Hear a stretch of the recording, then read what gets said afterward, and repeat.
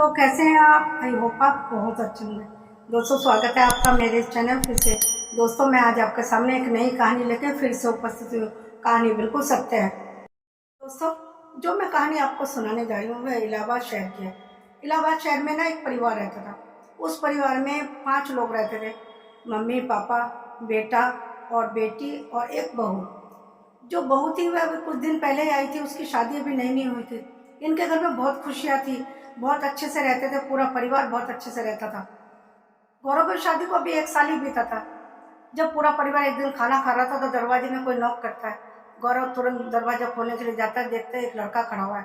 वह पूछता है तुम कौन हो। वह कहता है मैं रानी का दूर का रिश्तेदार हूँ, उनका बेटा हूँ। तो ऐसा करके अपना परिचय देता है। रानी जब उसे देखती है कहती है मैं नहीं पहचानी। वह कहता है हम वहाँ पे रहते थे ना जब तुम भी रहती थी, हम बहुत दूर के रिश्तेदार हैं, तुम मुझे नहीं पहचानोगी। ऐसा करके वह कहती है हाँ मुझे थोड़ा थोड़ा याद है, तुम्हारा नाम भी सुना हुआ है। रानी फिर उसको बैठने के लिए बोलती है। जब बैठने के लिए बोलती है फिर बातें शुरू हो जाती है। सारी बातें बताता है हम ऐसे करते थे। और रानी भी कहती है अच्छा तुम वहाँ पे रहते थे, मुझे नहीं पता, दूर के रिश्तेदार हो ना तुम, इसलिए मुझे नहीं पता तुम्हारे बारे में। रानी उस लड़के से कहती है शायद तुम्हारा नाम सोनू है। वह कहता है बिल्कुल ठीक पहचाना, मेरा नाम सोनू है। तो रानी कहने लगी कभी मैंने तुम्हें देखा नहीं ना, सिर्फ नाम सुना था इसलिए नहीं पहचानती। वह कहता अब तो मैं रोज मिलूंगा तुमसे, क्योंकि मेरा तबादला यहीं पे हो गया, मैं यहीं नौकरी करता हूँ, तुम्हारे पड़ोस में ही रहता हूँ, इसलिए मैंने सोचा मैं तुमसे आके मिल लूँ। वह कहती है ये तो बहुत अच्छी बात है, तुम ठीक है आ जाया करो मेरे घर में, कोई बात नहीं, हम जब दूर के रिश्तेदार हैं जान पहचान तो है, फिर मिलने में क्या बुराई है। ऐसे करके वह उसको कहती है कभी भी किसी चीज़ की ज़रूरत हो तो प्लीज़ हमें ज़रूर बताना। रानी ऐसे करके सोनू को कहती है। सोनू उस दिन तो चला जाता है मिलके, फिर अगले दिन फिर आता है। आने के बाद फिर घंटों बात करता है रानी से, और ऐसे करके वह रोज ही आने लगा। और रोज काम खत्म करने के बाद रानी उसी के संग बैठ के बातें करती। लेकिन घर वाले कोई कुछ भी नहीं कहते, सोचते थे रिश्तेदारी तो है, ऐसे करके कोई उसको कुछ भी नहीं बोलता। और दोनों बातें करते, क्योंकि परिवार वाले बहुत अच्छे थे, उनके मन में कुछ आता ही नहीं था कि बात क्यों कर रहे हैं। वह सोचते काम खत्म करने के बाद ही रानी उससे बात कर रही है, काम छोड़ के बात करती थी शायद कोई उसको टोकता। लेकिन रानी तो सारा काम करती घर का, वैसे तो बहुत अच्छी थी, लेकिन काम खत्म होते ही वह उसके संग गप्पे मारने के लिए बैठ जाती। संडे को तो पूरे दिन ही वह वहाँ सोनू वहीं पर बिताता था।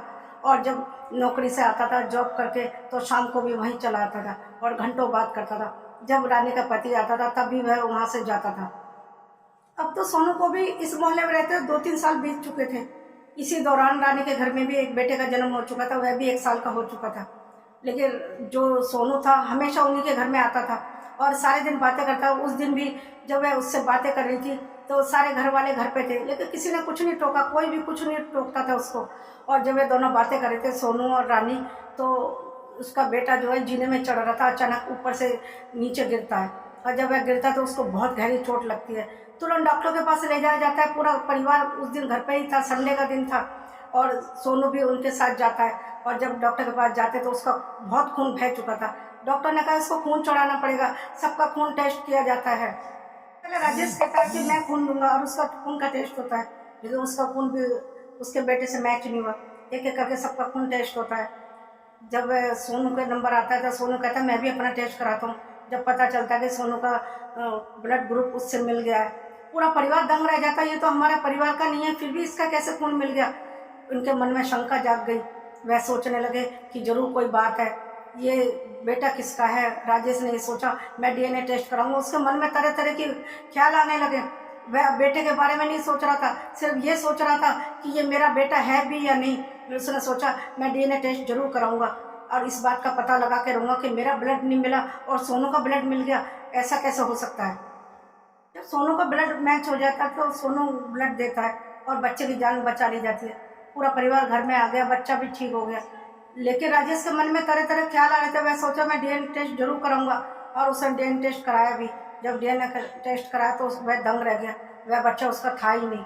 उसने सोचा ये कैसे हो सकता है, ये सोनू का बच्चा है, इसका मतलब ये दूर का रिश्तेदार था, लेकिन फिर भी मेरी बीवी के संग इसने अफेयर किया। वह सोचने लगा कि हमारे छूट का नतीजा यही दिया उसने।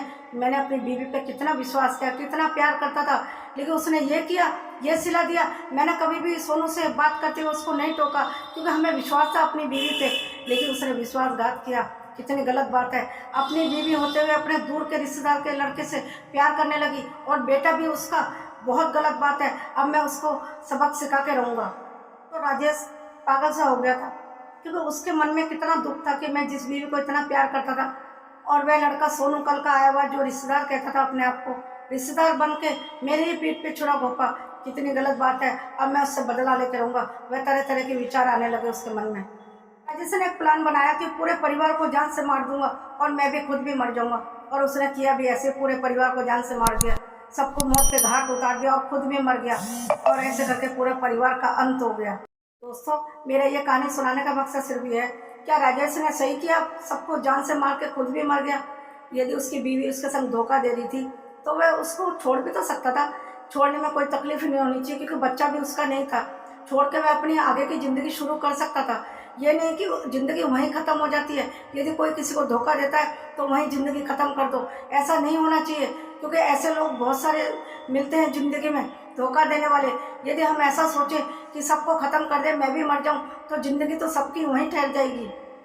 और दूसरी बात, जब राजेश उस पर इतना विश्वास करता था, उस लड़के से इतनी बातें करने देता था, तो उसकी बीवी को भी ऐसा नहीं करना चाहिए। कितनी गलत बात है। यदि कोई किसी पे विश्वास करे तो ऐसा धोखा नहीं देना चाहिए, चाहे वह पति हो, चाहे भाई हो, चाहे बहन हो, चाहे माँ बाप हो, किसी को भी धोखा नहीं देना चाहिए, क्योंकि वो विश्वास करते हैं तुम पे, इसी वजह से उससे इतनी देर तक बातें करने दे रहे हैं। तुम्हें कभी टोकते नहीं थे, लेकिन उसने क्या किया, उनके संग सबको धोखा दिया, पूरे परिवार को। यहाँ तक कि उसके सास ससुर भी नहीं टोकते थे, उससे दूर के रिश्तेदार जो सोनू था उससे बात करते हुए। और एक बात, सीमा तो गलत थी ही, लेकिन राजेश ने इतना बड़ा कदम उठा के सबको मार के खुद गलत साबित हो गया और खुद को भी मार दिया। लेकिन किसी ने ये नहीं सोचा कि गलती तो सीमा की थी, सीमा ही धोखा दे रही थी, और राजेश तो सिर्फ अपने दुख में जी रहा था। जब उसको पता चला कि बेटा भी मेरे नहीं है, पत्नी भी मेरी नहीं है, मुझे धोखा दे रही है, और यदि वह गलत होता तो वह खुद को ना मारता, उसने खुद को भी मार लिया, क्योंकि उसको इतना आघात लगा था अपनी बीवी का धोखा देने का।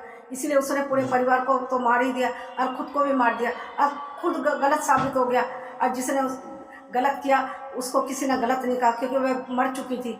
मरने वाले को कोई गलत नहीं ठहराता, चाहे वह कितना भी गलती करे। लेकिन ये गलत बात है, जो गलत होता है उसे गलत ही कहना चाहिए। दोस्तों, मैं सबसे यही कहना चाहती हूँ, यदि किसी के साथ भी ऐसा हो तो उसको छोड़ देना चाहिए। जरूरी नहीं है, क्योंकि ऐसे लोग कभी सुधरते नहीं हैं। मैंने बहुत से लोगों को देखा है ऐसा गलत कदम उठाते हुए। यदि कोई ऐसा गलत काम करता है, धोखा देता है किसी को, तो उससे पीछा छुड़ा लेना चाहिए, उसको हमेशा के लिए छोड़ देना चाहिए, क्योंकि ऐसे लोग कभी नहीं सुधरते। जो अपने पति और अपने परिवार को धोखा दे सकता है, वह आगे जाके कुछ भी कर सकता है। इसलिए ऐसे रिश्ते को तोड़ देना ही बेहतर है। ये नहीं सोचना चाहिए कि नहीं, ये इसके बिना मेरी ज़िंदगी चल नहीं सकती। सबके बिना ज़िंदगी चल जाती है, सिर्फ थोड़े दिन का दुख होता है, उसके बाद सब भूल जाते हैं, उसके बाद ज़िंदगी नॉर्मल हो जाती है। इसीलिए यही सोच के आगे कदम बढ़ाना चाहिए। यदि हम इसी दुखी के सारी ज़िंदगी बैठे रहेंगे तो हमारी ज़िंदगी तो वैसे ही ख़त्म हो जाएगी सोचते सोचते। इसलिए दोस्तों, मैं सबसे यही कहना चाहती हूँ, कभी किसी के संग भी कोई घटना हो तो उसको भूल के आगे बढ़ जाना चाहिए, क्योंकि आगे पीछे मुड़ के कभी नहीं देखना चाहिए। बस दोस्तों, मैं सबसे यही कहना चाहती हूँ, कभी भी किसी के साथ कुछ भी गलत हो, बहुत सोच समझ के कदम उठाए। बस मेरी ये कहानी यही समाप्त होती है। मिलती हूँ अगले वीडियो में। यदि आपको मेरी ये कहानी पसंद आई तो प्लीज़ एक लाइक और शेयर कर दीजिए, और यदि आप मेरे चैनल पर नए हैं तो सब्सक्राइब भी कर दीजिए, और बेल आइकन को भी प्रेस कर दीजिए, ताकि अगले आने वाली वीडियो आप तक पहुँच सके। और कमेंट तो ज़रूर कीजिए कि आपको मेरी ये कहानी कैसी लगी। मुझे आपके कमेंट का इंतजार रहेगा। मिलते हुए अगले वीडियो में एक नई कहानी लेकर, तब तक के लिए नमस्कार। अपना और अपनों का बहुत ध्यान रखें।